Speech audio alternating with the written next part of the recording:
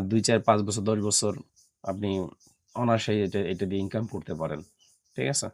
তো আমি আসলে এইভাবেই আগাবো সামনে এবং আমি যে বইতে কাজ করব Kindle এবং পেপারব্যাক ২ ভাবেই ইনকাম করা যায় এমন বই নিয়ে আমরা আগাবো। এবং এই বইগুলা মানে খুব সহজেই র‍্যাংক হয় কিভাবে বলি আপনাকে একটা বিষয় বলি। সিক্রেটটা আসলে কেউ বলে না আমাদের বাংলাদেশে সহজে কেউ বলবে না। এই Kindle বইটা আমি ফ্রি করতে পারি বা 99C তে মানে $১ এর কমে আমি সেল করতে পারি। সেটা Amazon একটা ডিল দেয়। যখন Amazon এই সুযোগটা দিবে, আমি যখন মনে করেন যে $১ এ সেল করব, ফ্রিতে সেল করে দিব ৩ দিনের জন্য। যখন মানুষ কিনবে তখন আমাকে এটা খুব ভালো রিভিউ দিবে। আমার বই যখন ভালো হবে, মানুষ ভালো রিভিউ দিবে। ভালো রিভিউ দিলে ওই রিভিউ দেখে আমার পেপারব্যাকটা প্রচুর সেল হয়। আর এখানে Kindle র‍্যাংক হওয়া মানে মনে করেন যে পেপারব্যাকটা র‍্যাংক হওয়া।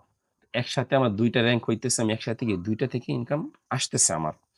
তো এটাই হচ্ছে মেইন কারণ আমার যে হাই কনটেন্ট নিয়ে কাজ করার বা এই ধরনের বই